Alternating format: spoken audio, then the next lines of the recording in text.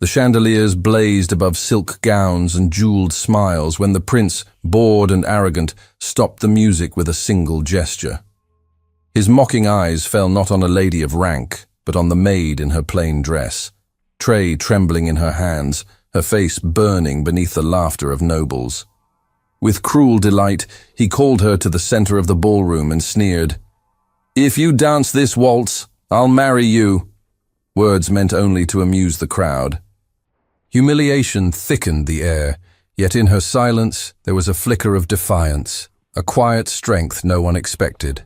And as the first note rose, the hall was about to witness not ridicule, but a revelation that would turn mockery into awe.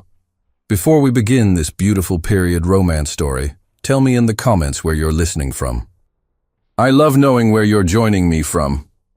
The chandeliers burned like small suns above the polished floor, each crystal trembling when the door admitted another draft of winter air. Heat shimmered off candles and bodies. Perfume mingled with beeswax. The musicians at their gallery breathed as one, bows resting, waiting for the signal to begin the next waltz. Servants moved in narrow currents along the walls, silver trays kept level, as if by virtue, not training. She kept to the currents. She knew their invisible borders, the line between conversation and silence, between the idle wave of a ringed hand and the rebuke behind a raised fan. She wore plain shoes with thin soles that let her feel the grain of the floor beneath the polish. The house had been burnished all afternoon for this display. Her hands smelled faintly of lemon and soap, her sleeves clean but mended twice. The livery fit well because she had made it fit, not because anyone measured her. She passed a cluster of gentlemen with powdered throats and careful smiles, their laughter pitched to carry. One called for more wine without looking. She anticipated the reach of his hand and left the glass where he would find it, an inch from tipping. He would never know how close he had come to a stain on his embroidered waistcoat. That was the work, to keep disaster invisible. Tonight the family gave their largest ball of the season. Guests arrived earlier than usual, the ladies intent on being seen, the gentlemen intent on not appearing eager. Flowers clung to every banister, lilies whitening in the heat, roses leaning toward their reflections in the mirrored panels along the walls. Candlelight softened faces and sharpened jewels. The chatter sloped around the room in tides. She could feel it in her skin. When the footmen by the main doors straightened themselves, she knew without looking. A ripple passed through the room. Fans made a soft, synchronized rustle. The talk turned bright for a moment, and then subsided under a different kind of attention. She turned, because everyone turned. He entered with the kind of grace that came from never needing to hurry. The prince had a way of filling a doorway without pausing in it. His coat was cut to an inch of austerity, his cravat pinned with a small pearl. Not the gaudy kind of gem that begged for notice. He carried notice with him whether he chose to or not. The hosts bowed. The ladies dipped. The gentlemen nodded too often. The prince's expression suggested that all this pleased him in the way a familiar painting pleases, a thing to be glanced at and moved past. She watched as others watched, careful to keep her face angled slightly down. He had a smile made for rooms like this, generous enough to flatter, remote enough to remain untouched. When he laughed, people straightened, as if they had guessed the right answer. He accepted the right hands, he made the right remarks. He drifted through compliment and greeting like a ship through a well-mapped harbor. Her tray grew heavy. She shifted it and slipped sideways to avoid the hem of a gown that was all froth and patience. On the far side of the room a candle guttered, and a footman reached up with a taper to steady it.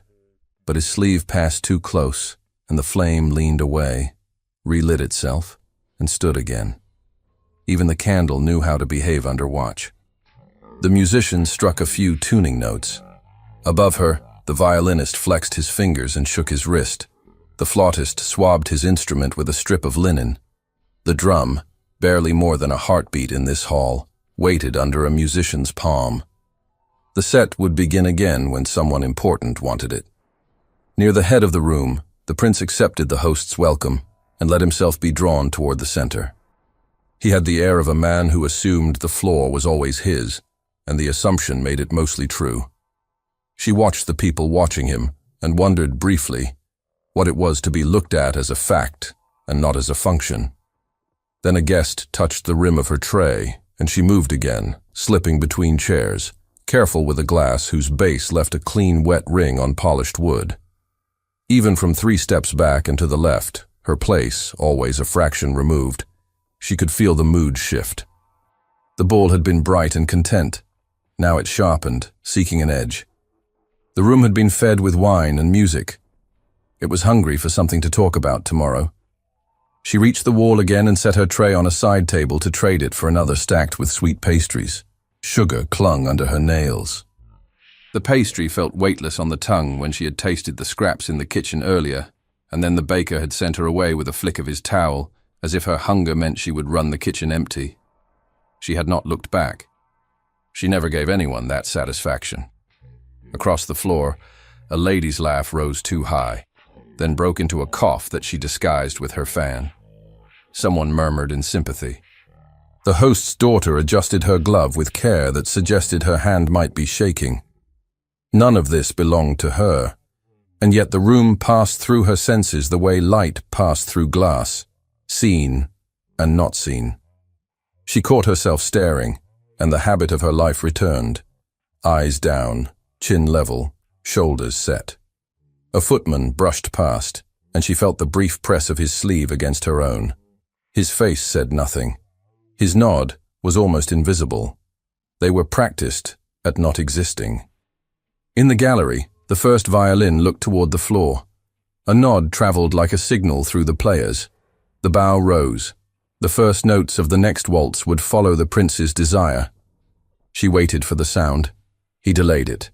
He took a step, and then another, away from the circle of those ready to claim his attention. He moved as if he were bored, which meant that boredom would be indulged. He tilted his head, spoke a word to a gentleman who bent too close to hear a better joke than was offered, and smiled as if he had been entertained. He was not. The smile did not reach his eyes. He thought of other rooms like this one, other nights when the same polished floor reflected the same hungry faces. The genre of admiration rarely changed. He marveled sometimes that he could be so exhaustingly necessary to the happiness of people he did not know. He marked the host's efforts, the floral profusion, the air folded over with warmth, the band that had been hired from town at some expense because they could play more modern pieces without falling into a country muddle. He knew quality without needing to comment on it. He had learned early that pointing at a thing diminished it. The waltz was new enough to be interesting. It made people uneasy in a way that thrilled them. The hand placed at a waist, the turns that asked for trust. He could make that unease into fun with very little effort. It was the sort of thing expected of him. To disappoint expectation was work. He was not inclined to work tonight. He let his gaze pass the room and return with intention.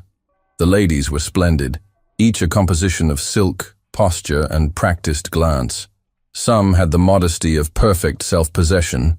Some had the hunger of those who wanted a triumph and would seize one if it came close enough.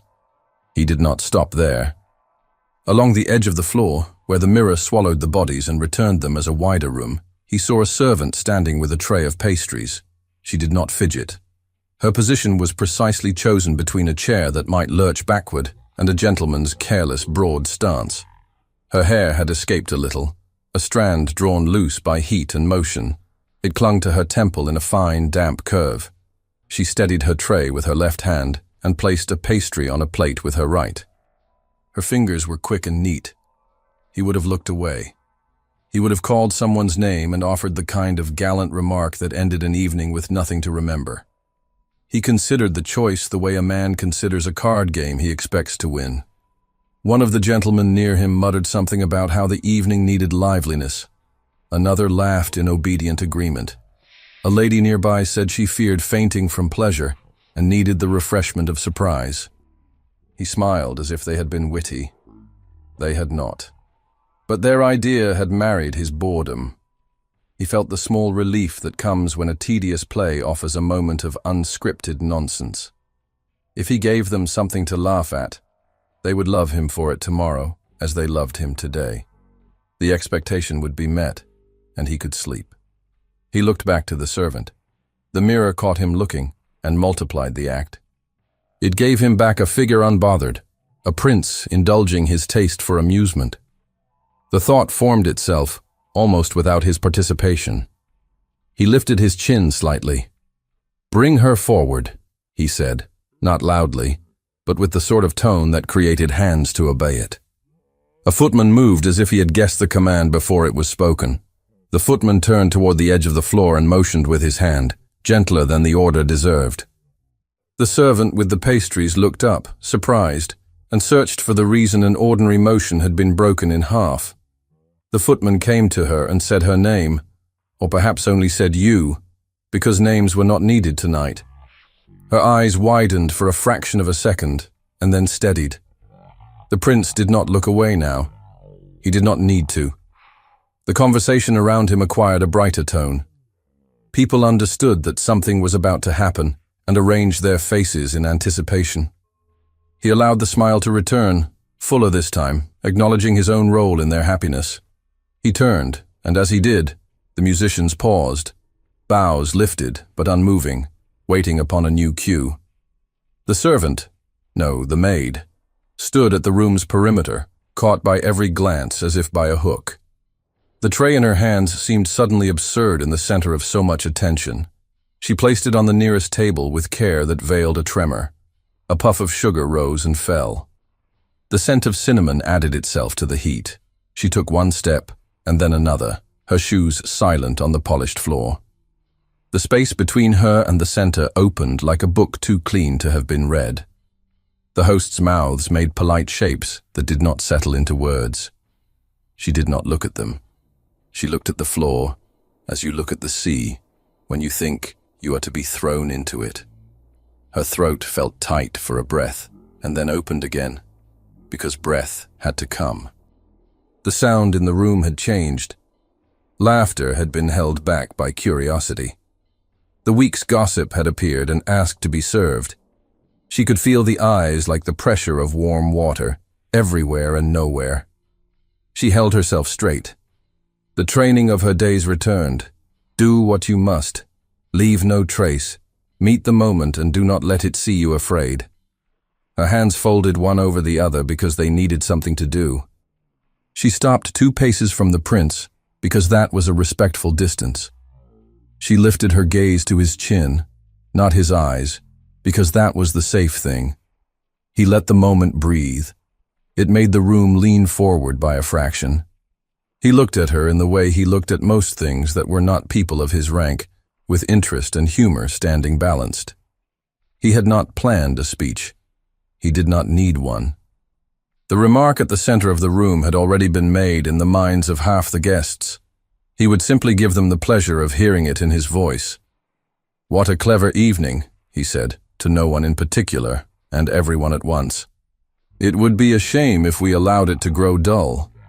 He let the laughter rise because it would encourage the room to be generous in their delight. He wished only to be entertained. She heard the laughter and felt its temperature. It was warm, and it bit. The prince turned his head slightly, as if acknowledging a quip offered by a gentleman at his elbow. There had not been one. It gave him a reason to smile so that what came next would be less sharp. He looked back at the maid. He did not ask her name. Names complicated simple pleasures. "You," he said. The word had no malice in it, and yet it pressed. "This is a waltz." Her lips parted, but no sound came.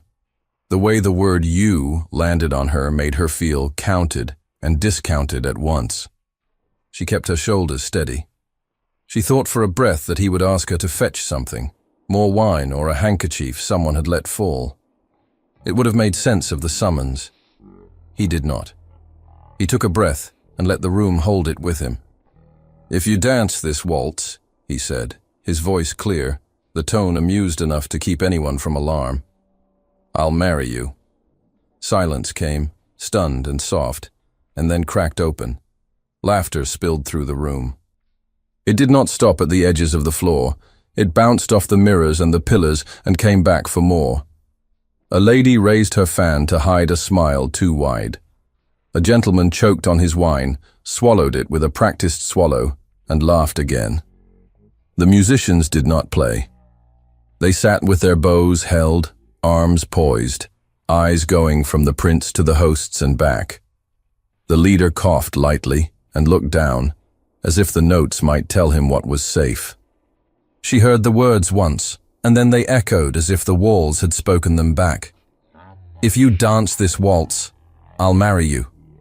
She did not look at him. She looked at the hand he had extended, because he had extended it, and that was part of the shock. And she felt the air move over her skin where her hand might meet his. She did not lift her own. The laughter pressed. Humor made a soft cage. She could feel its wires curve into a shape around her. If she refused, the cage would close and stay shut. If she agreed, it might swing wide and then snap shut again. She did not know. A voice near the back of the room said it was clever. Another voice agreed. Someone said it was harmless. Someone said it was daring. Words like harmless and daring had never been applied to her life. Her life was careful. Her life avoided edges. He waited, patient, because patience would be seen as magnanimity, impatient because he wanted the release of laughter. His hand stayed extended. He did not care whom he married. The joke required only that the idea of it be delicious. He smiled, as a man smiles at a horse that is nearly trained. She breathed again. The breath went deeper than any she had taken since the summons. She stood where the light was strongest and felt the heat of candles soften the slight chill that had crept into her fingers. She could say no. It would be proper. It would be safe. It would mark her as a servant who knew her place. She would go back to the wall and trays and quiet and be the object of laughter until dawn. She did not want to be the object of laughter. The thought lit in her like a match. It did not blaze.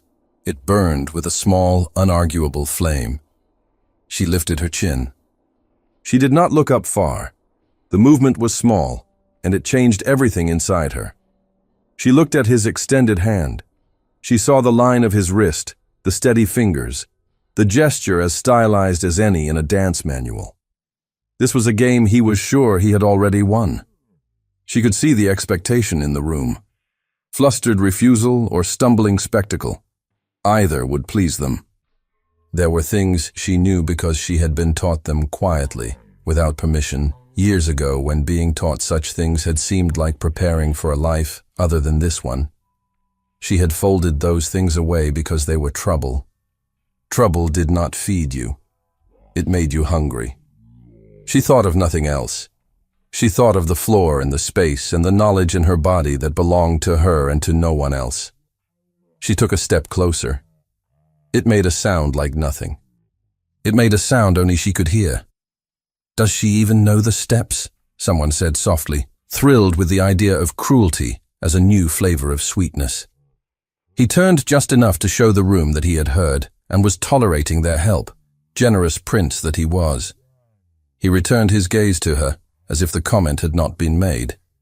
He became, for a moment, a man waiting for the laugh he had planned to arrive at his cue. He knew how to wait. He did not know that waiting had made her stronger. Her hand lifted, not much, the smallest of movements toward his. It did not reach his yet. He would have to wait one heartbeat longer. The hosts shifted in a way that looked like approval and felt like fear. Their daughter stared, her cheeks too pink for the hour. The mirror reported 100 faces to the room. The candle that had guttered earlier burned perfectly steady now, as if it had chosen a side. "Let us not be unkind," said a gentleman, and then laughed because unkindness was the point.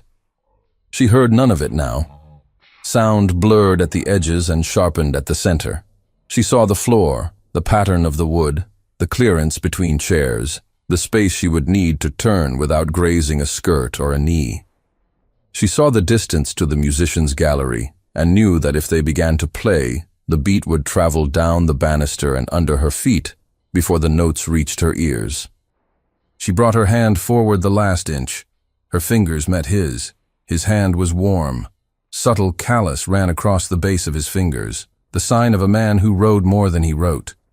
He curled his hand, not fully, as if he were making an offering and a claim at once. He did not grip. He would not need to. He could lead without force. The room sighed. It was a sound like a tide that had realized it could come in farther, and retreated only long enough to make the next wave grander. She could feel a tremor in herself. She steadied it by setting her shoulders. He saw the tremor. He could not miss it. And because he believed it meant fear in the way he understood fear, he relaxed. He inclined his head as if he had been granted a gift he deserved. "Good," he said, but only with his eyes. "Of course." The musicians waited, strings hovering. The leader glanced at the prince and raised his bow a fraction. He did not nod yet. He had one more gesture to make. He set his hand lightly at her waist where the dance demanded it. The contact was formal and not formal at all. His hand did not press. It rested, the way a command rests in a room until someone picks it up. The warmth of his palm through the thin fabric made her breath misstep once and then recover.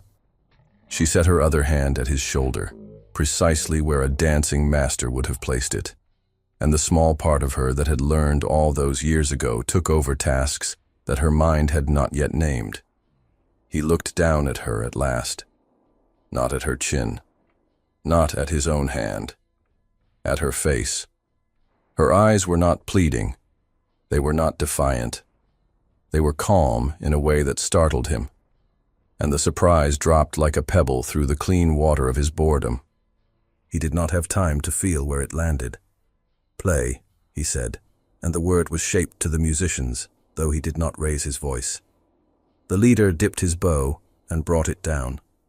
Every candle leaned, infinitesimally, as if listening for what would come next.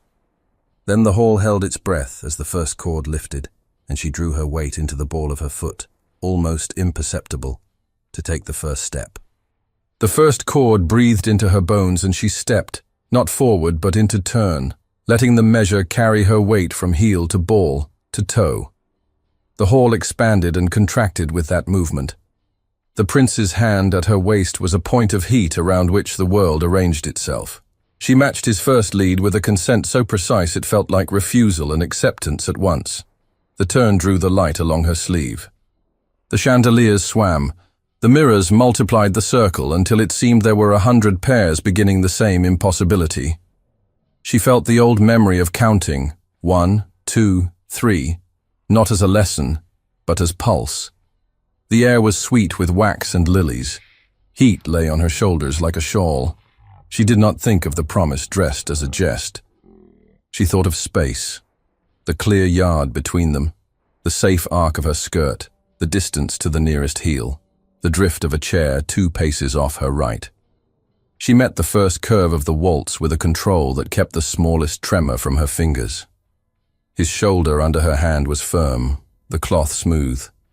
He led with the easy assurance of a man who expects to be followed. She allowed him leadership and quietly chose the line of it. Her step did not challenge. It clarified. A half-breath later, he understood enough to adjust. The turn deepened.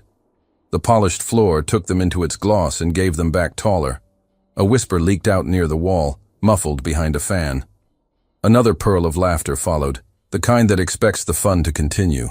She heard none of the words. Sound came to her as texture, not meaning. The bow stroked a clean, sweet note. The drummer's hand gave a heartbeat that she could ride from turn to turn.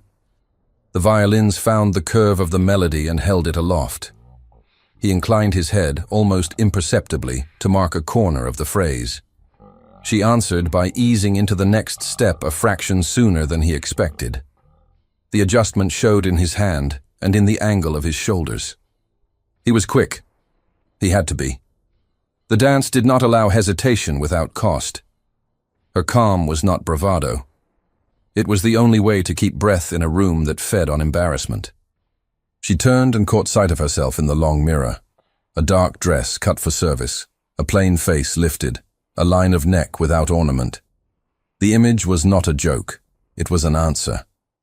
Beyond the glass, the noble's colors, wine, cream, watered blue, blended and broke into a restless sea.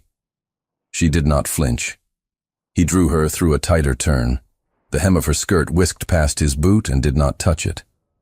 A lady near the edge of the floor shifted back, her chair legs making a soft protest. The maid traced the line that would keep them clear and felt her body know the spacing before her mind could arrange the names of the shapes. Steady, he murmured, the word low enough to belong only to them. Always, she said, not to flatter but to steady herself with the sound. His hand warmed where it rested. The fabric at her side remembered that heat after the contact shifted with the rise and fall of the dance. She met it without coyness. She met it without fear. The truth of it was simple.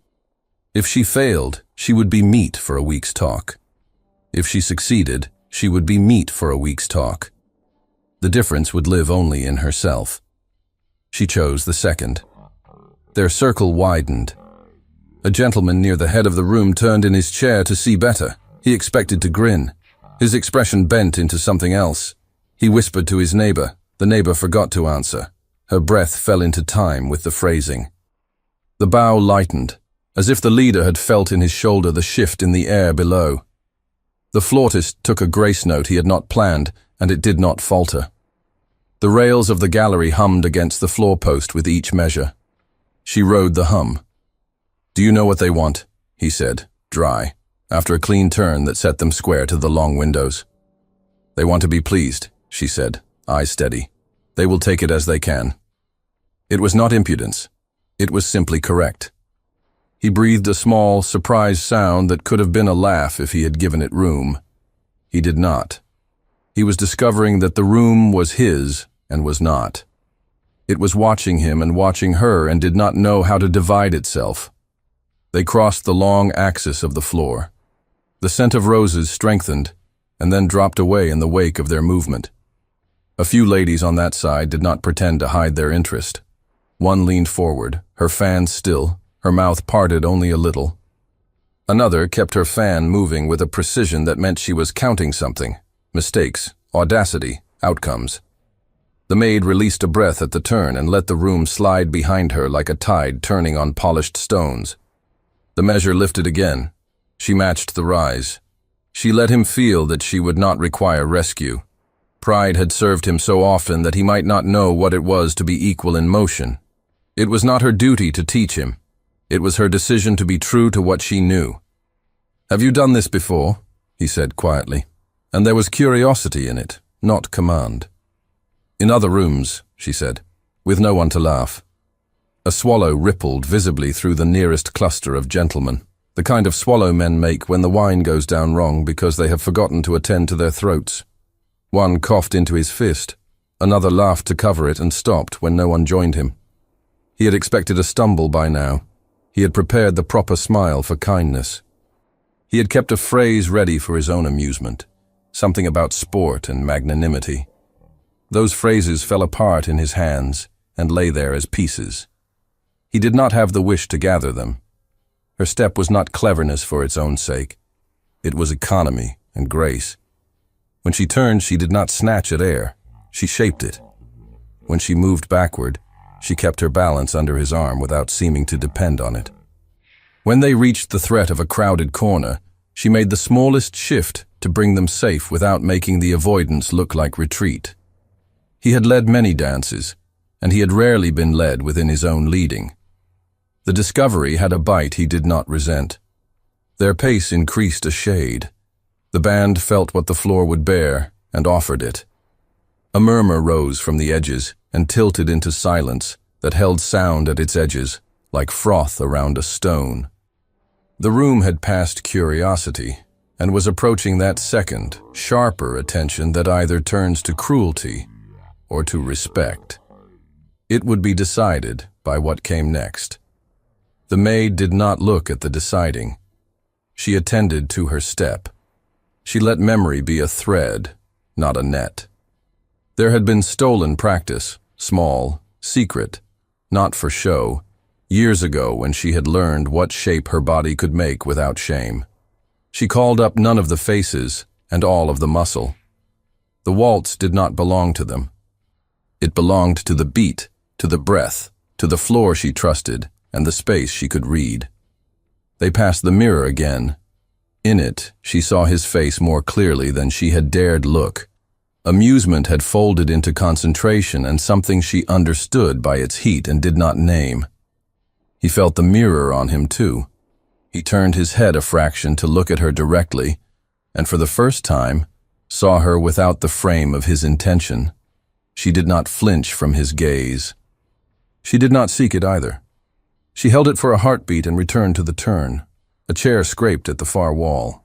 The noise clipped the air. He flicked his attention and marked it, drawing her through a safer line. She knew the chair's teeth by sound and eased her step accordingly. Their competence matched for one clean beat. The match steadied him in a way he could not have anticipated.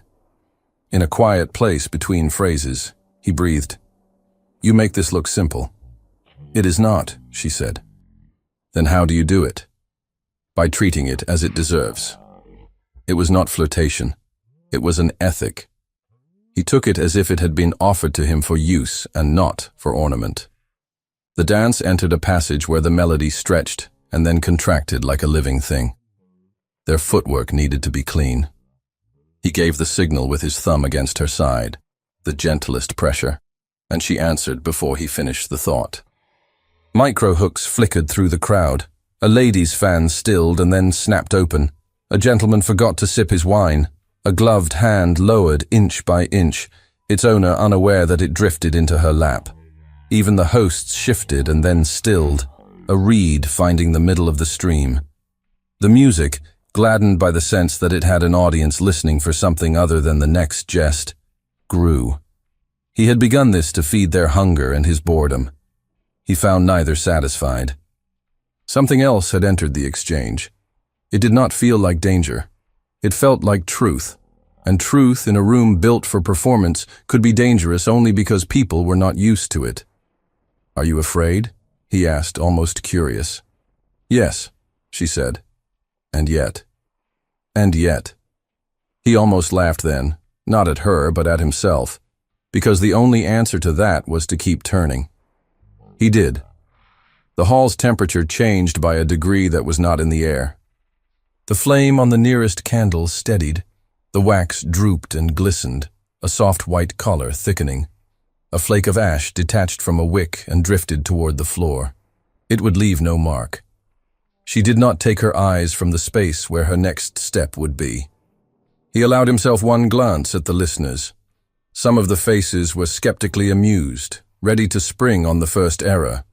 Some had softened into attention that acknowledged skill even if it resented the source. A pair of younger men near the door wore the look of conspirators who had been given more than they expected and did not yet know how to spend it. Her shoulder brushed his sleeve on a turn tighter than the last. The contact was accidental, inevitable, and charged. He adjusted his hand by a fraction. His breath lifted and fell in a rhythm that matched hers without either of them consciously seeking it. For a few measures, the world narrowed to the length of a bow and the width of their circle. "Almost," he said under the music, not as warning but as invitation. She understood and risked a route that would bring them past the densest part of the crowd with a flourish and no collision. She took him through it. A lady's silk flared and then fell flat. A man's knee receded by instinct. They did not break the flow. They did not apologize. A small sound escaped from somewhere between the hosts, a sound that held relief and worry. The prince did not hear it. The maid did. She placed it with all the other sounds and let it drift away. Then came the moment the dance had been moving toward, the final phrase lifting its head to look down at the floor it had just crossed. The leader in the gallery raised his chin. His bow rounded the line. The drummer pressed finger to the drumhead for that whisper of emphasis that would carry the dancers into the last turn with grace. He drew breath to offer her the closing and saw that she had already taken it. He followed with the ease of a man conceding to a better idea. The turn resolved. The measure came home, her skirt still and level, his hand firm, and then withdrawing without clutching. The last note hung in the air like a thin coin balanced on its edge, refusing to fall. Silence cut in. It was complete for the space between one heartbeat and the next. In that space, her hand trembled and then steadied. The hall did not know how to fill the silence. The first response would decide the story they told themselves about what they had seen, a jest adorning itself as talent, or talent revealing itself beneath a jest. His mouth opened, not to laugh, not to rescue, but to say something plain. He did not speak in time. A voice, female and clear and sharpened to carry, slipped into the quiet and split it with the ease of a blade going where it has been before.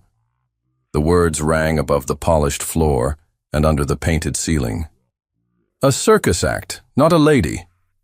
The room jolted as if struck, and the sound of obedience, laughter, relieved and cruel, rose, collided with startled hush, and climbed higher until the hall shook with it. Laughter rolled over the polished floor and hit the mirrors, ricocheting back as if the room itself approved. It had that dangerous quality of relief after surprise. People were glad to be told what to feel. A few clapped, not in praise, but to push the sound along. Fans clicked open. Chairs moved, small offended coughs disguised as rearrangements. He stood square to the hall with his hand just leaving her waist and felt the heat of what he had stirred. The words that had cut the silence still hung in the air like smoke. He watched the smoke and saw that it did not disperse. It wound itself into shapes. He knew those shapes. They had teeth. He did what he always did when a room threatened to think for itself. He smiled as if he had orchestrated the entire arc from jest to astonishment to giddy insult. He lifted his hands a fraction, offering the crowd its permission. An evening for stories, he said, letting the cheerfulness run easy. You will make free use of this one, I see. There were laughs at that. Grateful, eager, the sound of people returning to a path with hedges on both sides. He angled his head toward the gallery without looking away from the floor. The leader read the sign and drew his bow as if the decision had been his. The band struck a bright, brisk strain, a tune that asked couples to restore the ordinary arrangement of bodies and allowed the crowd to pretend this was the shape things had always meant to take. He turned to the maid with a bow measured to avoid ridicule without granting equality. The measure failed. Nothing he offered could match what the room had seen. He felt it in the way the silence pooled between them, held at the surface only by decorum's thin film. Thank you, he said quietly, the words so private they might not have been spoken. Her lips parted and closed. She inclined her head as a servant receives a dismissal. It was correct. It cost something to give. He saw the cost and wished for a flash to give a different coin. The thought startled him. Hands reached for him. The hosts presented genial concern stamped with relief. A gentleman slid in with a compliment that trembled at the edge of mockery and decided to settle. A lady nearest the offender laughed again, louder, as if to prove she had intended to be cruel and had succeeded. He answered them all with ease that felt to him like a coat worn in summer. From the corner of his eye he saw the maid step back. The crowd, obeying its old instinct, removed her from its center with the same efficiency with which it had thrust her there. She passed a man who leaned too close and said something without moving his lips much. Her chin did not alter its angle. She slipped to the table where she had left the tray, lifted it, and let it be a shield that announced her return to the role she could inhabit without punishment. Most diverting, someone said at his shoulder. You tame even the dullest night. Tamed things tend to bite when provoked, he answered, smiling. He meant the room. He felt it. The smile did not entirely reach his voice. The man laughed, grateful to be included in something that sounded like wit. The hosts attempted to tame the moment, too. The lady of the house rose and praised the band in tones that asked for volume. The music obliged. Couples took the floor. Silk moved like water. Gentlemen bowed to women they had no intention of marrying. Laces were adjusted. Gloves were smoothed. The apparatus of the ball clanked back into motion and tried to be graceful about it. He played his part. He allowed a lady to make a remark about insolence and discipline without needing to answer. He responded to a man's aside about servants knowing their place with a bland look that meant anything. He caught a glint of satisfaction in the eye of the one who had made the cutting comment, and let his gaze slide away before it could be thought of as rebuke. There would be time for rebuke later, or there would not. The calculation bored him. He had other numbers in his head now, the ones that counted breath and steps, and the distance between outrage and awe. "Shall we?" a woman said, offering him a hand that had never been refused. He bowed to her and did not take it. "You must forgive me," he said light. "Host's demands. I am commandeered." He turned without waiting to learn whom that explanation would please, and excused himself from the circle with the practiced look of a man summoned by obligations that outranked delight. It was plausible enough. It allowed the room to continue without him. As he moved toward the edge of the floor, a pair of younger men intercepted him long enough to spill admiration mixed with scandal. He indulged them with one raised brow and slipped on. Near the doors, a member of his own circle came close and breathed, well managed, like a prayer and a warning. "Leave it," he said softly. "People will talk." They would have done so in any case. Not like this. He did not slow. Like exactly this. The man fell back, understanding the conversation was finished. The prince passed the pillars, and the gilt cornices gave way to narrower corridors where heat collected, and the hum of the ballroom sank to a persistent throb. Footmen stood at intervals like chessmen in the middle of a game no one would admit to playing. They bowed when they should. They looked through him while seeing everything. He knew those looks. He had grown up among them. He told himself he was circling for air. He told himself he was due to examine the other rooms as courtesy demanded. He told himself he would, at some point in that circuit, forget the heat of a hand, where a hand should never have been allowed to rest, and the steadiness of eyes that had not asked him for rescue. He told himself many things. He turned by habit toward the side passage that led to the long windows that faced the gardens. The air changed there. The scent of lilies thinned. The cold tenderness of night had slipped through a gap and touched the stone. A servant had propped a door a hand's breadth to bring relief to the corridor. He felt the draft on his throat and let it wash his face. Silence made a different kind of noise away from the hall. It collected around corners, and when it was disturbed, it drifted in visible eddies. He heard from the far end the light tap of a shoe and the faint ring of porcelain against silver. She had come here because this was where women sent from the hall asked for water, and where glasses were replenished by hands that did not need to be seen doing it. She had come here because the room next to the garden door held a small table with a cloth over it, and a ewer that sweated with honest cold. She had come here because she had stood before 100 eyes and held still, and now her hands needed a place to shake, and then remember not to. The tray she carried was empty. Her palms stuck slightly to the rim where the metal was clean. She set it on the table and steadied it when it sang. The song was barely a sound. It seemed loud because this place had less noise to hide it. A rush of cold air lifted the loose hair at her temple. She closed her eyes for the space of one breath and let the cold be permission. When she opened them, he was there.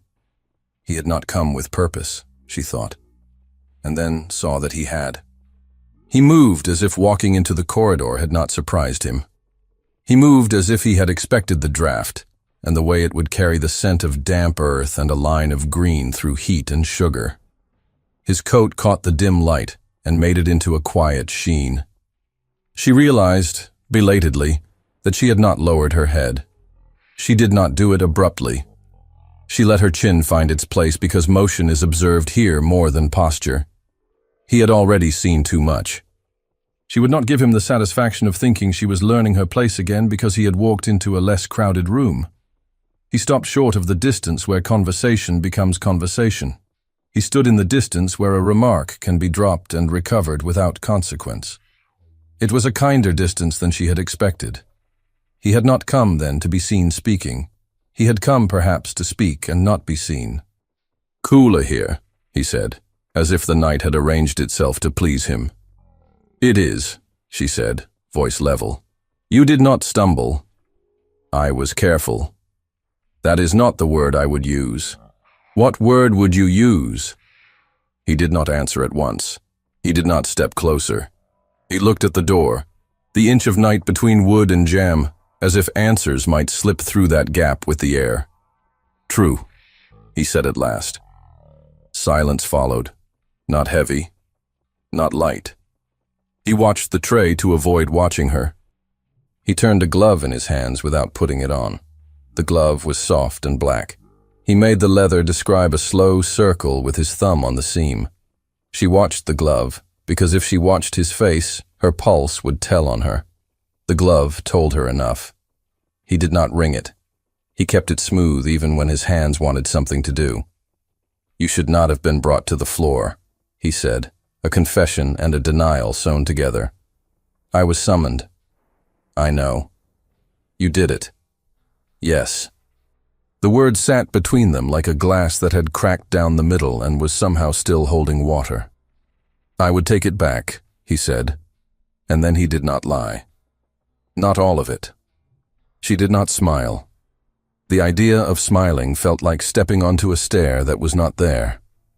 "You would take back the jest." "Yes." "And which part would you keep?" He looked at her then, properly, in the dim light that made honesty easier. He did not have language for the part he would keep. He went looking for it and returned with a shape that would serve. "The turn," he said quietly. She breathed in. Air sharpened at the back of her throat. The band's distant rhythm slid under the floor. The corridor lifted it and carried it like a river under stone. "Words will be said," he added, practical because he had been taught to be. "They will tire of them. It is the nature of words here. They will not tire if they are fed. Then we will not feed them." "We?" She let the word ask all its questions. He almost laughed. "You are precise. Precision keeps a floor from becoming a hazard. And a life? The same." He stepped closer and then stopped, not because she drew back, but because he found the right distance, as if he had been shown it. He lowered his voice in the way of a man accustomed to making privacy inside public air. "I did not intend—" He paused. Intention felt like a country he should not enter without a guide. "I intended only to give them what they wanted. I did not think beyond that." "I did." Her answer was not a rebuke, though it entered him like one. It was a statement made by someone who had no choice, ever, but to think beyond a moment. He felt the difference between their lives press its seal on the conversation. It cooled his skin. "Will you be dismissed?" he asked, not sure if he had the right to ask, asking anyway. "I do not know." He heard what she did not say.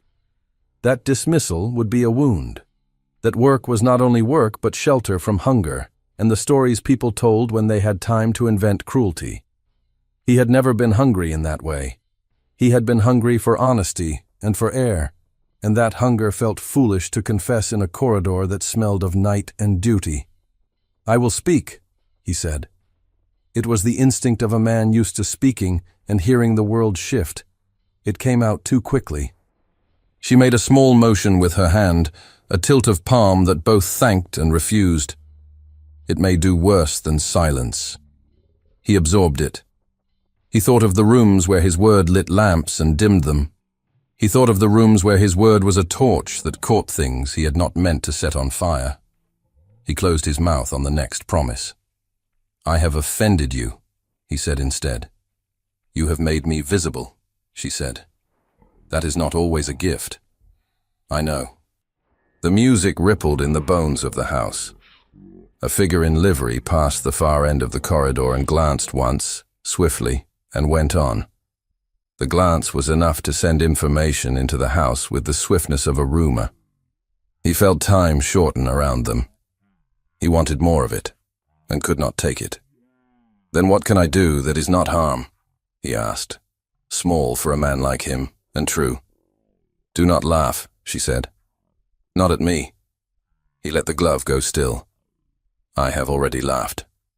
Then stop. A breath left him that might have been a promise if he had been the sort of man who believed in simple redemption. He was not. He was better at debts than faith. A footman approached, steps careful, gaze low. He stopped at the distance from which a summons could be given without offense. "Your Highness." The title entered the corridor like cold water, restoring all the borders. "You are wanted." He did not ask by whom. He looked at the maid and then away, because looking again would say too much in a house that listened. "I am wanted," he said, to the footman and to himself. "So I am." He slipped the glove onto one hand with the care of a man who needs a task. He did not say goodbye. The word felt too thin to span the length between what had happened and what must happen now. He inclined his head and moved away. The draft followed him until the door swallowed it. She remained by the small table with the empty tray. She did not reach for the ewer. Her hands had steadied. The room felt both narrower and cleaner. She was not relieved. She was not undone. She was suspended. Silence returned in a new shape. It had an edge to it, a bright edge like a knife that had just been drawn across cloth to test it. She knew the feeling. She had felt it when bread was scarce, and a landlady's patience was thinner than the walls. Something would break this silence. It would be better if she chose. She lifted the tray. The metal was cool where it had not been warmed by her hands. She turned to go. He saw the exchange. He had not gone far. He had left enough distance to be seen by those who needed to see him depart, and had curved back along a second passage where the lamps were fewer. Habit led him there. Unease held him. He did not like the idea that a thing could be begun by him and finished by the room without his consent. He stepped into the darker angle by a pillar and waited for breath to decide his next motion. Motion arrived from another direction. A man detached himself from the far end of the corridor with the grace of someone used to slipping through rooms and arriving where he was least expected and most prepared. He wore the correct expression for the night. A smile you would call agreeable until you noticed it never touched his eyes. He belonged to the loose circle around the prince that tightened when opportunity appeared. He had an ear for what pleased power. He had a nose for where trouble might be turned into leverage. He had watched the dance with a scholar's attention. He had watched the aftermath with a butcher's. Now he watched the maid. He did not address her by name because he did not need it. He addressed her by category, and by the precise courtesy that tells a servant the speaker is convinced of his own kindness. "You must be thirsty," he said, as if observing the weather. "I have work," she said, ready to go around him. He shifted so that going around would be rudeness. He did not touch her. He would never stoop to that. He let the shadow of the pillar arrange itself near his shoulder, making him taller without making him blunt. He lowered his voice, and the courtesy became a sheath. "A word," he said. "Only a word. For your sake." She set the tray down again, because the sound of it trembling would gratify him. She did not give him that. The tray made no sound. Her face arranged itself into the attentive neutrality that lets superiors believe they are being heard. "The evening has been lively," he went on, a preface to cruelty couched as conversation. Liveliness demands a price. Those who do not understand the arithmetic are often surprised to find themselves in arrears. "I have no arithmetic," she said, which was true and not, and he heard only the part that served him. "Then allow me to calculate. You have attracted attention that does not belong to you. You have been allowed to keep your place because our hosts are generous and because the person at the center of the room found your performance charming." The word lodged like a stone under a foot. She did not show that she had felt it. "Charming things," he said, smiling, "are often set down when something newer arrives. One must be careful not to mistake a hand's use of an object for affection for what it holds." She looked at him. "You have said, careful. If that is your advice, I am grateful. I will be careful." He inclined his head as if he had been offered a sweet cake and would decline it. Care is not sufficient when men are provoked to talk. Talk is a contagion. It requires a subject. Better to remove the subject. I cannot remove myself from my duties. Perhaps they can be removed from you. The air seemed to settle around the words more heavily. The draft from the door cooled the sweat at the base of her throat. I have done no wrong, she said. His smile widened in sympathy, perfected by repetition. Wrong and usefulness are cousins in households like this. One can be declared the other when convenience requires it. She let silence do the work a lesser woman would give to please. He did not fill it with mercy. You stand near the prince, he observed, as if reporting on flora in a garden. That proximity makes men competitive with their stories. Imagine how swiftly those stories multiply when someone whispers a better one. Imagine how swiftly a house chooses peace over justice when given the chance. He leaned the slightest bit, enough to bring his voice nearer her ear, enough to make her wish to step back and not do it. Do you know what men will pay for? He asked. A simple tale they can tell without checking the color of their own souls against it. I am offering you a protection against that expense. What protection? Silence, distance, a return to invisibility, and a small arrangement that will ensure your past does not become theater. Her throat tightened. My past is work. Your past is a story, he said softly. Middling people like stories best when they are cruel to someone else. And he allowed himself the smallest of satisfied breaths. I'm very good at finding the parts that travel fastest. She felt the world draw in to the width of the corridor and the depth of 2 breaths. The draft lifted a loose curl against her cheek and set it down again as if to say, remember, you are here now. He looked at that curl with calculation, as if it confirmed something he had only suspected. I would be more careful, she said, the phrase quiet, a warning that did not pretend to be a threat. He laughed once, gently. No, that is what you will be. He straightened, smoothing his coat with a palm in an unconscious gesture that betrayed the pleasure he took in the line of his own body. He tilted his head toward the door the prince had used and let his smile cool. It would be unfortunate if the little facts you have hidden found their way into rooms that do not forgive. Do not let misjudgment make you brave. Her hands were empty. She had the urge to pick up the tray simply to keep them from being part of the scene.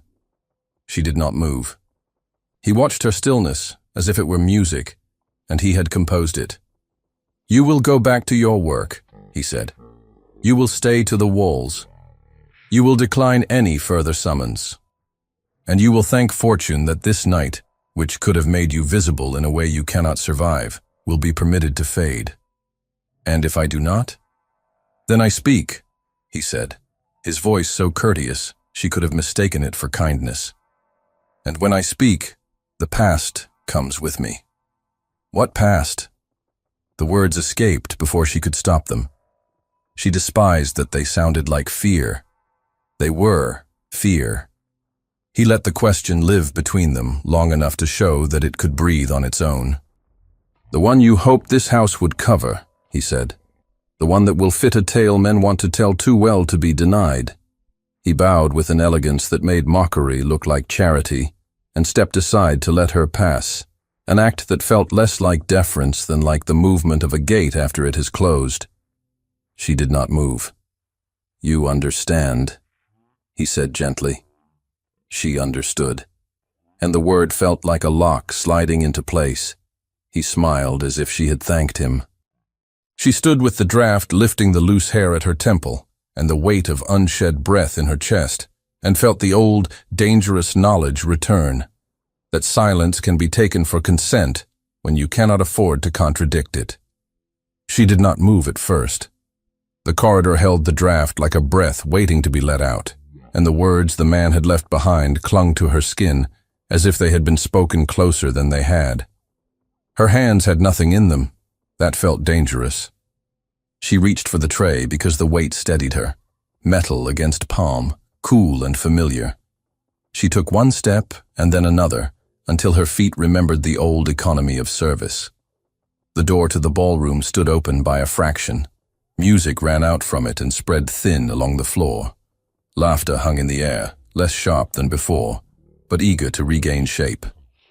She fixed her eyes on the line where wood met stone and walked toward it, counting the beats of the waltz because counting kept thought from breaking apart. She had learned early that fear was useful only to the extent that it told you where not to step. The rest was noise. The man had said, "Past." The word had opened a trap door in her belly and left it open, but her present demanded attention, candles, faces, trays, steps that must carry her without catching a heel or brushing a gown.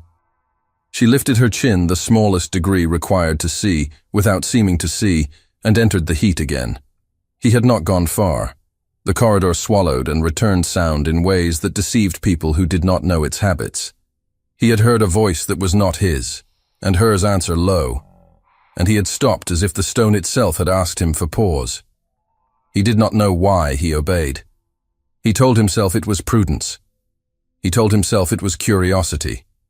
He listened and heard past and speak and rooms that do not forgive. And the air moved over his skin as if a door had been opened inside him to a place not often visited. He did not hear her question. He did not hear the man's threat in full. He heard only enough to give shape to a half-thought. He placed that half-thought against what he knew of the night, his jest, her steadiness, the room's hunger, and saw a picture that was both worse and less exact than the truth. He stayed where the pillar cut the lamplight across his coat and waited until the vibration of the voices ceased. When she stepped back into the ballroom, he let his breath go slowly so that his face would be ready to be seen again. He could not walk in from the dark like a man who had been skulking. He adjusted his glove and moved, unhurried, back through the door with a courtesy that would read as attentiveness rather than retreat. She passed under the chandeliers again and took up her route along the wall. The band had shifted from waltz to something sprightlier to wash the room clean. The hosts had called for a fresh set of glasses. That was good. It gave her a reason to move without appearing to avoid anyone. A lady's fan brushed her arm as she slid behind a chair, an accidental touch that wore the costume of punishment. "Mind," the lady said lightly to her companion. "They climb when you feed them sugar." The companion laughed too quickly. Sugar dust drifted from a pastry and caught on the lady's glove, which she flicked with a delicate impatience. The maid kept the tray steady and stepped past. At the edge of the floor, a gentleman turned too quickly and nearly backed into her. He checked himself at the last, muttered as if scolding a table, and turned away before she could apologize for a collision that had not occurred. Her throat tightened and then let go. She set a filled glass at an empty spot on a sideboard and saw her hand tremble. She placed her other hand over it and pressed until the tremor smoothed.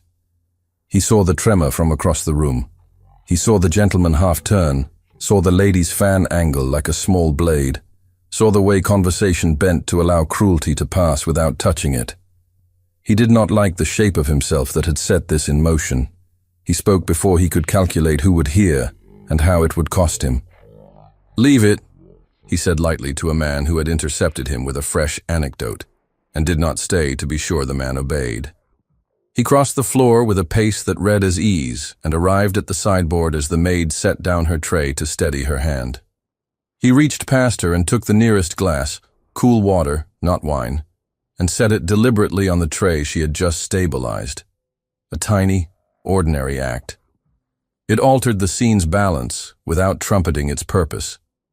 "Take this to the lady by the pillar," he said, voice low enough to be heard by her and by those nearest without giving the room a gift.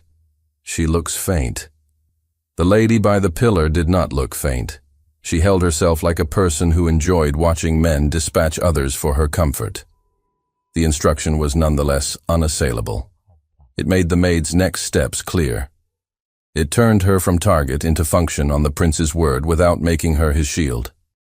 She lifted the tray again, her fingers steady now, not because he had told them to be, but because the task was clean. "Yes, Your Highness," she said, eyes level with the line of his cravat, not his face. He gave the faintest nod and turned, intercepting the gentleman who had bristled, and now found himself obliged to lower his bristle before it became laughter. "Tell me the thing you were so eager to share," he said amiably, while ensuring the man's body shifted to give the maid room to pass. The gentleman's words dried to a trickle and then revived sluggishly on another topic entirely. The maid crossed to the pillar, set the glass before the lady with a bow that could not be faulted, and stepped back at once, denying the woman the pleasure of making her wait for a dismissive glance. She rejoined the servant's current along the wall and let the room swallow her again. He watched long enough to be sure the small storm he had diverted would not gather elsewhere, and returned to the center where the hosts wanted him. They wanted him always. They wanted him most when they had been made to realize that wanting might be complicated. "Your Highness," the host said with a gratitude that smelled faintly of fear. "What charm! None could have managed that better." "It required nothing," he said. "It had required seeing and a refusal to let a thing stand simply because it pleased others." He did not say that aloud. He smiled. The smile would be repeated at breakfast by people who would not remember the glass of water. He moved through greetings that drifted back to the earlier insult, as if touching a bruise to see if it still hurt. The woman who had spoken the cutting words had gathered admirers. She sat with her head high, proud of her accuracy in hitting the softest target. He met her eyes once across a gap and let his gaze pass through her. It was not a rebuke, it was absence. She did not like it. She laughed a little too loudly at something someone said. The band changed tempo again. The leader in the gallery glanced down. The house's rhythm had returned, if not its innocence. A footman approached the maid with a tray of fresh glasses for the supper that would be carried in on soft feet. She took the tray and adjusted her hold, careful of the slope of the hallway where spills were born. Her mind moved in two compartments now, the one that tracked work and the one that held the words, "When I speak, the past comes with me," like a weight wrapped in cloth. She passed a doorway and felt cold air brush the space between her shoulder blades, where the fabric sat too thin after a long evening. She did not shiver. She could not afford such weather on her skin. At the end of the room, near the long windows, she bent to set a glass and rose to find herself within arm's reach of a small cluster of men whose conversation paused to take stock of her proximity. "Precisely my point," one of them murmured, not bothering to lower his voice. "It makes sport of the thing." His companion smirked at his boots. He stepped in before a second companion could add the comment that hung between his teeth. "You will forgive me," he said to the small cluster with the kind of mock apology that smooths over recklessness when wielded by a lesser man. "You mistake sport for art. It happens to the best of us." One of the men stiffened, offended, and unsure how to lodge the complaint without stepping into a sharper point. The prince tilted his head and smiled, as if they had made the clever remark. The men allowed themselves to be disarmed. The maid set the glass with perfect placement and withdrew. He could not do this for every small sting. He could not be everywhere. He told himself as much, and felt the statement fail to absolve him. He made the rounds, offered a word to the leader in the gallery that made the man's shoulders settle, stood for the required number of compliments and petitions without dropping any of them on the floor. She returned the empty tray to the side table and reached for another. Her hands no longer shook. They had not forgotten the threat. They had decided to work anyway. She was bending to resettle a stack of plates when the prince's shadow moved into the corner of her eye. "Walk with me," he said quietly, not as a command, not as an invitation a gentleman extends to a lady, but as a practical phrase that could belong to any two people who had work to do. His timing was exact. He spoke at the moment a footman arrived to take the tray from her hands. The footman accepted it without comment and turned away. She hesitated just long enough to measure cost and cover. The band began a new strain that asked for the room's attention, and the room obliged. They stepped into the narrow passage behind the pillar where the sound softened and the faces around them turned toward the center. "I heard," he said before she could decide how to stand. "Not all of it." "What did you hear?" "That someone believes a story about you would travel well." She kept her breath steady. People prefer a story they can dress themselves. It did not sound like invention. It did not begin as one. She allowed the admission and nothing else. Her eyes stayed on the space just beside his shoulder. I cannot afford to have it told for me. He understood there was a door she would not open. He did not press it with questions that would own the space and show his ignorance as concern. He chose another angle. If I speak, I worsen it. You will make it bright, she said. They will see it better. And if I say nothing, you will not harm me. The simplicity of it humbled him. He did not say so. Then what would you have me do? See, she said softly. I do. Then leave me unseen. I do not yet know how. It is not difficult, she said, and then looked up at him fully for the first time since the music began again. Do not laugh. He exhaled as if he had been holding a weight he had only just identified. I will not. The promise was not grand. It sat within reach of his power. It bound him more tightly than he expected. The way you dance, he said, the words slow, because he was measuring them against the house's listening walls. It was not accident. No. Who taught you? He heard the danger in the question, even as he asked it. She let her hands find each other and rest, fingers laced where his eye could not read their tension. Once, she said, it was ordinary to expect more of my days than this. There was a time when I was told to carry myself as if the world would not press me flat. That time passed. I am still carrying. He let the answer stand. It was generous for its size. He felt the ghost of an old room stirring around her words, caught no names, saw no faces, and accepted the absence as part of her dignity. Pressing would have given him pieces he could not protect. From the gallery, the leader raised his bow and cut silence with brightness. The floor filled again. The hosts directed servants with nods that became a tide. Someone near the far wall called for the supper trays to be brought in a procession. She turned her head toward the sound, ready to resume the work that would shield her better than any promise. Wait, he said, a hand half lifted and then lowered because he would not touch. Do not refuse me this one thing. What thing? Allow me to be useful without putting a torch to the room. How? He glanced toward the woman who had mocked, and then toward the cluster of men who had tried and failed to turn their envy into wit. He chose the smaller fire. He stepped back into the light, as if the pillar had released him, and crossed to the cluster, arriving in the pause between two weak jokes. You owe me a favor, he said, genial, to the one who had nearly backed into the maid. The man blinked and then smiled because the prince had arranged it to be so. You will discharge it by admiring what you cannot do. What is that? The man said, eager to agree. He turned his head toward the floor, where a pair had attempted the new step and come to grief without knowing it. That, he said. Watch how not to. Laughter followed, wrong-footed, pointed elsewhere. The men looked toward the dancers and away from service. The moment passed without needing to explain itself. He returned to the pillar and found her eyes had softened by a degree that would not register to anyone else. You will make enemies, she said. I was born with them. They expect better company than this.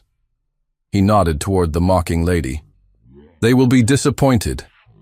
Supper arrived in a shining river borne by arms that had learned how to bear weight without showing strain. The room changed tone, grateful for the new shape of pleasure. People moved to tables arranged at the edges.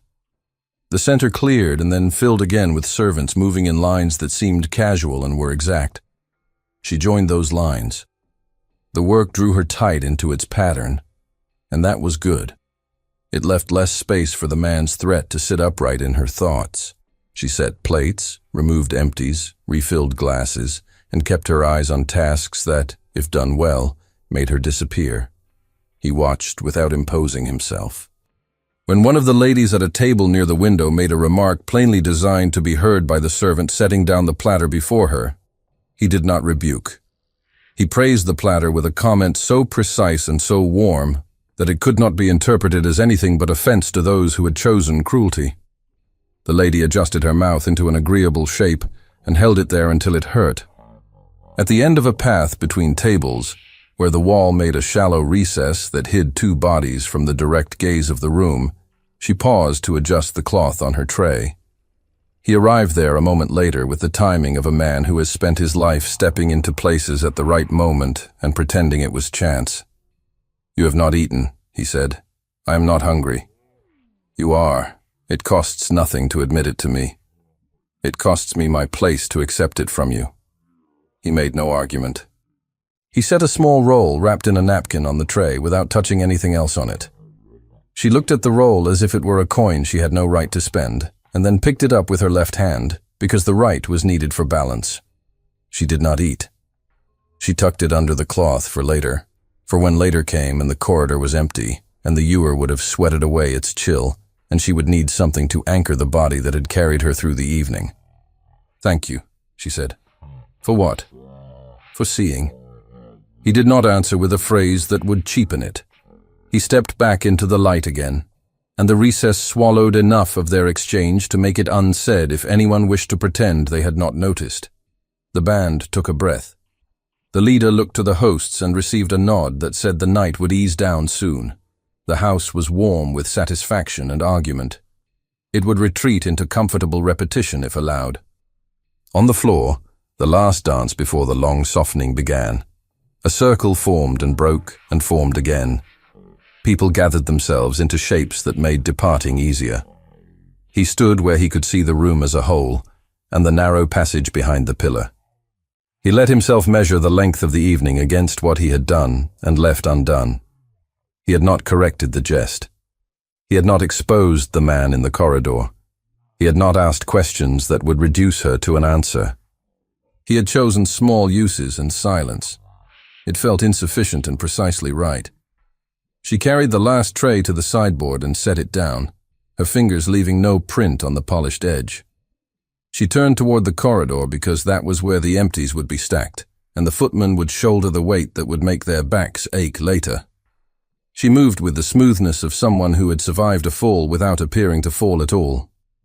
As she reached the shadowed doorway, the draft lifted again, a cool ribbon in the heat, and she paused, not to rest, but to mark the boundary she was crossing. The ballroom at her back hummed with appetite and opinion. The corridor ahead smelled of night air and work. She stepped through, and the music followed her just far enough to let the beat lay itself under her skin, like a promise that did not need to be spoken. The corridor breathed out as she entered it, a thin ribbon of night air curling along the baseboards and up into the sleeves she had rolled back a fraction for work. The music did not follow far, only enough to lay its beat under the stone and keep her steps in time. She balanced the empties with one hand and steadied the stack with the other. The draft lifted the loose hair at her temple and set it down again. The small shock of cool on hot skin sharpened her thoughts. Voices from the ballroom reached her in softened shapes, laughter, then the steadying murmur that follows it. The footmen at the far end were arranging a clean column of plates. Their hands moved with the practiced discretion of men who could carry noise in their arms and make it look like silence. She joined the current without looking up, because looking up invited conversation she could not afford. The tray settled onto the table. Glass kissed glass. The note was crisp and brief. Her hands wanted to be empty. Empty hands spoke of choosing, and choosing would be noticed. She reached for the next stack. A drop of water cooled the inside of her wrist where a jug had sweated. She took that small mercy without ceremony. It would have to serve. She did not think of the word the man had left like a stone inside the night. Past. She thought of the next table, the next rotation, the path that would keep her out of the way of a gentleman who habitually stepped back, as if chairs should move for him. She thought of the count of her breath. She kept to the rule that had held her upright all evening. Do the next right thing, and let noise burn itself out for lack of fuel. She stepped from stone to wood. Heat rose to meet her. The chandeliers swam in their own light. The band lifted into a tune that promised ease after spectacle. People smiled into their wine.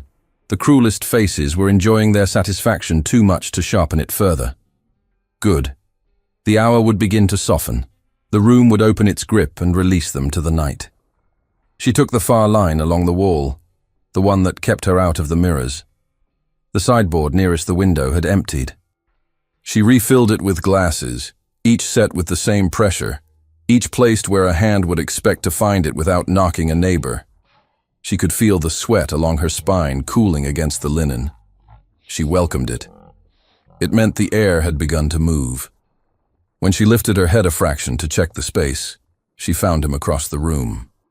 He had returned to the center, not the way a magnet takes back iron, but the way a man returns to a promise he did not intend to make and knows he must keep. The circle that habitually congealed around him held itself at a respectful distance, as if the faces had felt something shift and were waiting to see where to pin their expression. He breathed once, twice. The noise of the room rode up and then down like a tide finding a tide pool to fill. He was not counting plaudits now. He was counting cost. He had been born into rooms that made everything seem easy. This one made him honest. He had hoped that silence and small uses would be enough to right the thing he had tipped. They had steadied her, and that was no small work. It was not complete. He did not think of obligation as a trap.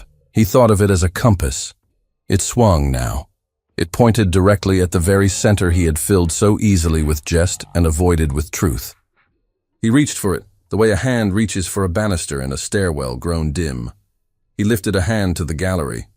The leader lowered his bow head in answer and let the phrase he had been about to command die in the air. The players stilled, the notes left hanging like bright silk that has been cut and must be caught. Conversations wilted at the edges. Fans stopped. Chairs stilled. The house listened because this was its habit when the prince made it. He did not raise his voice. He did not need to. "Forgive me," he said to the room and the noise it preferred. The apology slid through ornament and found wood. It settled. "I made a promise in jest. It will not remain one." A laugh attempted to rise from somewhere near the pillar and failed, caught in a throat that found itself suddenly disloyal to its owner. He let it die.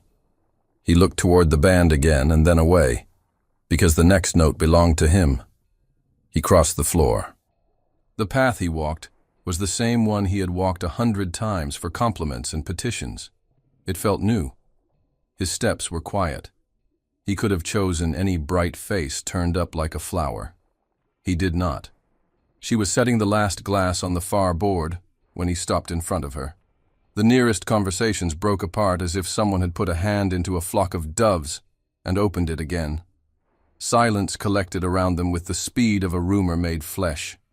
The band held its breath. The candles did not gutter. They watched. He did not pretend not to see the tray, the plain sleeve, the clean edge of the cuff that had been turned twice to hide a worn seam. He did not stand too close. He stood at the distance where the first words of a waltz could be spoken without turning them into command. "If you dance this waltz," he said plainly, voice carrying because he gave it weight and not because he made it loud, "I will marry you." The words did not fall like a stone this time. They landed like a seal pressed in warm wax. The hall felt the impression and waited to see if it would hold. She did not reach for his hand. She did not drop the tray. She let the sentence enter her and sit. This was the moment where humiliation had been born earlier in the night. This was the moment where it would either be cleansed by truth or soured by repetition. The room had waited all evening for something to fix its story around. It had found it. She allowed herself one breath, deep enough to taste the roses and the varnish, and the small cold trickle that found its way along the floor from the propped door. "You are certain," she said, only for him, because certainty offered in public is sometimes only bravery in private. "Yes," he said. The word did not swagger. It stood. "And you understand," she said, "what you are asking of me." "I do," he answered. And because he was what he was, he understood only part of it. He let the rest show on his face. He let her see that he knew he did not know. She looked past his shoulder once, briefly, at the crowd that had made her into a story against her will, and then back at him, at the person who had begun that story and was now putting his name into it as more than author. "Then you will ask me," she said quietly. He did not flinch. He bowed, as a man bows to a woman he intends to honor, not as a prince takes possession of property to the approval of a room. "Will you dance this waltz with me?" he asked. She set the tray on the sideboard. Her hands were steady. She let them be seen. She uncurled her fingers from the empty work and placed them where the dance demanded. "Yes," she said. Air rushed through the room as if a window had been opened. It carried relief and outrage and something like awe. The band did not wait for instruction this time.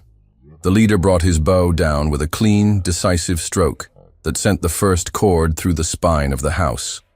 The measure gathered under their feet. It was the same waltz, and not the same at all. He extended his hand. She gave him hers. The heat of that contact ran a line from palm to shoulder and molten stillness to breath. His other hand found the formal place at her waist. It did not press. It promised. Her free hand settled at his shoulder with the assurance of someone who had chosen the act. They stepped. The room leaned in. The first turn took them out of the shadow of the sideboard and into full light. They met the light with open faces. He led, and he did not strain to do it. He made space. She entered it and made it wider without breaking it.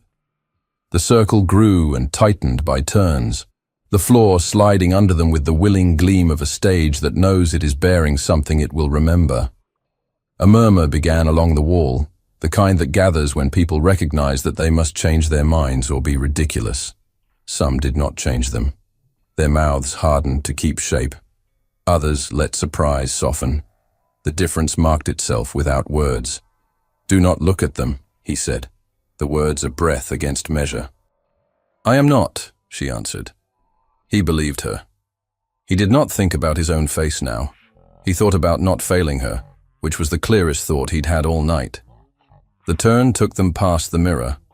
Their reflection arrived with them, unadorned by flattery. He saw a man without his coat of jokes, and a woman who had refused humiliation, and become more visible by refusing him earlier, and accepting him now. He kept his gaze trained on the space where the next step must fall.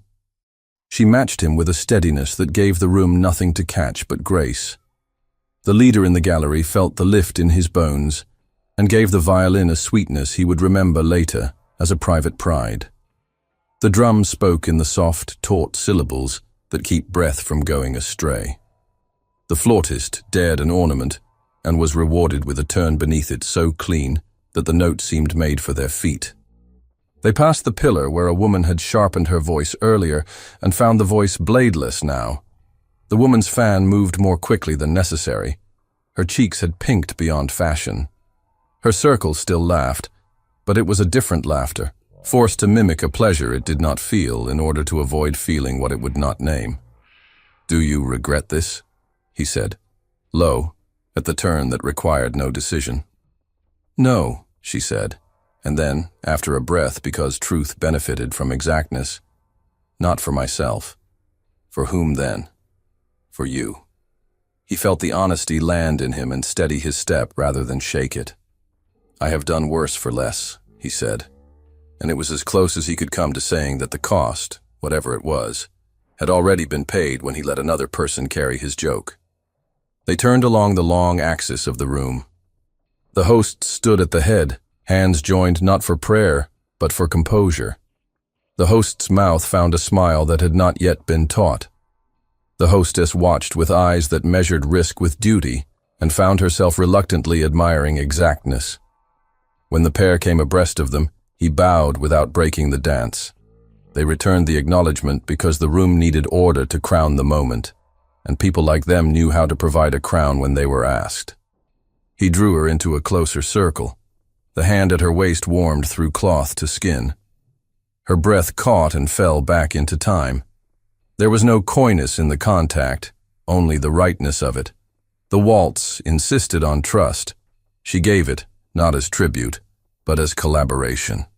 He received it with the humility of a man who had learned the price of presuming. Someone at the far end began to clap, tentative, as if applauding would absolve them of everything that had preceded it. The sound was not yet a tide. It threatened to be ridiculous. The host lifted his chin a fraction, and the band, understanding, lengthened the phrase and drew attention back to music rather than noise. The claps died of embarrassment. Good. The declaration should be carried by melody, not by a scramble to be on the correct side of history. She let herself feel the floor under her as a partner. The floor had saved her earlier when people had sharpened their pleasure against her. It saved her now by holding them both evenly and making the movements inevitable rather than ornate. She could sense each plank's give, the varnish's slickness, the slight tilt near the north edge that had to be adjusted for with an extra fraction of weight. Knowledge like that was love of a kind. It anchored her when the air went too bright. "Look at me," he said, not as demand, but as shelter. She did. The house narrowed to a column of space between them that moved with them. In that column there was no laughter. There was only the breath they shared, and the way the next step always arrived just in time and never earlier. They came into the final passage. The melody lifted its head. The leader allowed it a small, golden length, the way you let a child run ahead to the gate, knowing you will catch her before she falls. He poised them with a pressure that asked, not told.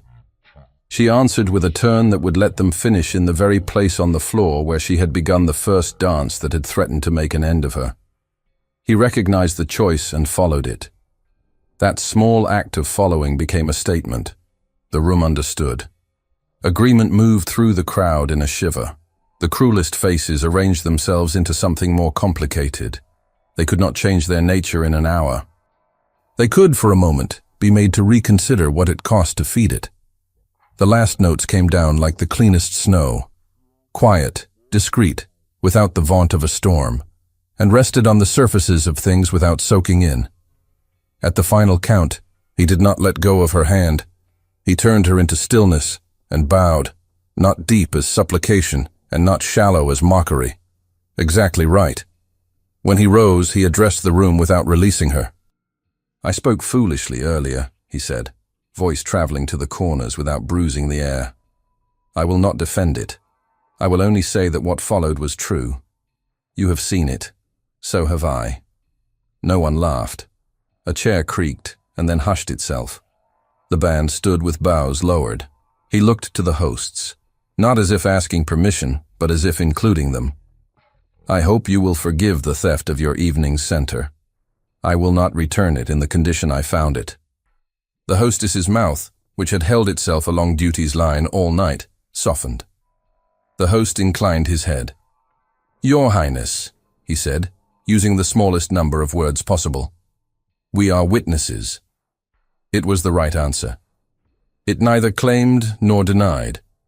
It put the responsibility where it belonged, on the man who had made a jest and now made it a promise. He looked back at her hand in his. The ring finger bore no mark. He had not thought beyond this moment, and for once that did not feel like improvidence. He lifted her hand until the back of her knuckles caught the light. He did not kiss it. He pressed his lips to the air above it, old court courtesy held in modern hands, and then lowered it into his, where it stayed. "Will you believe me?" he said, low, for her, while holding the room with the mere fact of his posture. "Not my words only, but this." "I will believe what you do," she answered. "I am doing it," he said, simple as a man casts off a weight and breathes more easily for it. She drew a breath that ran through her like warmth. It was not victory so much as relief tasting of roses and wax and the salt of a long night shouldered well. Applause began, uncertain again, then stronger when it found it could be sincere rather than fashionable. It did not break like thunder. It rose like rain that has chosen a field and will make something grow there whether the field deserves it or not. The faces altered. People stood.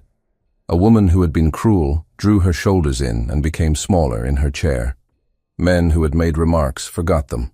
The band raised their bows and held them in salute as much as readiness. He turned to the leader and nodded once. The leader understood. He lifted his bow, and instead of plunging into something quick to erase the charged air, he chose a simple waltz, not the new one, not the daring one, but a melody so clean it had no edges. It made children's feet remember their mother's kitchens. It made old men straighten their backs without thinking. It made this moment belong as much to the servants as to the silk. "Again?" he said to her, not with triumph, but with gratitude. "Again," she said. They took the first steps of a second waltz, quieter, closer, less for the room and more for themselves within it. He kept her hand and would not let the space fill with words. She gave him the turn and the look and the breath that said, "The wall has been climbed without you owning the climb." He met it with the steadiness that said, "I have learned to stand on the right side of my own folly." Around them, the servants moved with the unremarked grace of people who have always known how to make space for joy without stepping on it. Someone righted a chair. Someone closed a window by 2 inches to still a draft that had chilled a lady's nape. The night brought its own transitions forward as if to say, "I will carry this moment safely into morning without bruising it." When the tune ended, they did not wait for applause. He lifted her hand, turned her out and in, and let the last step place them where the evening had begun to change her life. He held her there and faced the room with her, as if to say, "This is ours, and you may look." She looked once up into his face, not to ask and not to doubt, but to learn it as it was when stripped of audience. What she saw steadied the small tremor she had kept at her wrist since the first jest. He saw in her what he had not earned and wanted, and for once wanting did not mean taking. It meant making a place. Silence did not fall again. It moved gently aside to let voices resume, altered. A current of approval found its own level. Skeptics preserved their dignity by praising the band. The house exhaled. Heat settled back on skin. The roses, which had been bruised by attention, relaxed their petals into sweetness again. He bent his head, close enough for breath and not for spectacle. "We will not feed them," he murmured. "No," she said, and then added, with the courage of someone who has learned that truth does not always draw blood, "And we will not starve." They stood for a heartbeat more, and then stepped apart on purpose, not because the room demanded it. He turned to the nearest gentleman who had looked most ready to sneer, and gave him a task, arranged the thanks to the band, in a tone that sounded like honor and felt like discipline.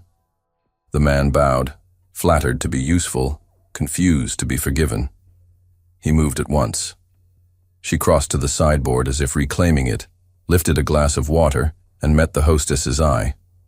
The older woman tipped her head the smallest degree in a gesture that neither apologized nor congratulated, and somehow did both. The maid drank, and the water tasted like the first sensible thing of the night. The leader lowered his bow and rubbed the heel of his hand along his wrist in a motion he would feel in the morning and be proud of. He looked down at the pair and saw not the scandal he had expected to report to his wife, but a steadiness he would try to translate into music the next time a hall demanded it. He returned to her, not to claim, but to stand. People approached in little knots, bringing politeness that could be mistaken for blessing. He let them. He let their words soften the edges of the story they would carry away from this room. He did not try to fix their minds. He did not need to. The visible thing had been done. The rest would follow, or it would not. He had chosen his side. "Will you rest?" he asked her when a pocket of quiet opened. "I will work," she said, and smiled, small and entire. "And then I will rest." He inclined his head, accepting her order of operations. "Then I will wait." "For what?" "For the next waltz," he said, as if the whole of his life could be organized around the truth that had turned a house full of hunger into witnesses. "And for whatever must be done between now and then." She let that be answer enough. She took up a tray, not because anyone had asked, but because it pleased her to choose something in a room that had tried to choose her. He watched her go and did not follow. He did not need to. The distance now meant something other than hierarchy. It meant trust. The night moved on. Candles shortened. Wax gathered like white pools on gilt saucers. The doors near the garden felt the cool edge of midnight and did not let it in. People stood, stretched, made the small noises that mean departure has begun to think itself possible. The hosts found relief and pride sharing the same breath. The footmen looked at one another in the way of men who have spent a battle together and intend never to mention it. He remained until remaining would turn into vanity, and then withdrew without taking light with him. As he passed the pillar, he looked toward the corridor where the draft lived and saw only the shadow of a tray on stone, the shape of work that made dignity possible. He smiled at it as if at an old ally. She felt him pass. The current in the room altered, and her skin, attentively tuned, read the change. She did not turn.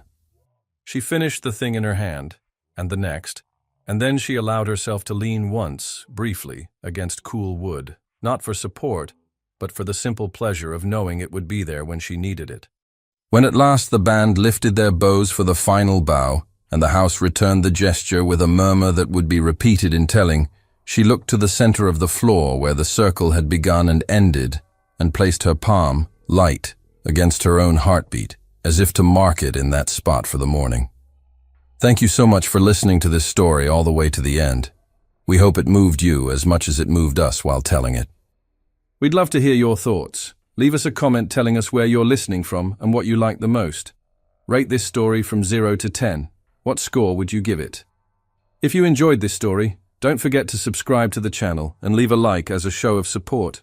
That really motivates us to keep creating and sharing more stories full of emotion and life lessons.